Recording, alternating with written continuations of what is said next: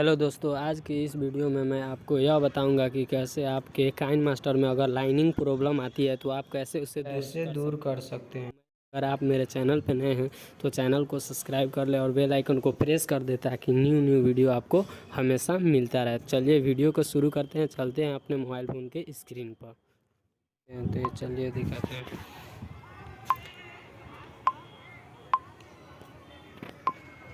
ये जो आपकी वीडियो है इसके ऊपर ऐसे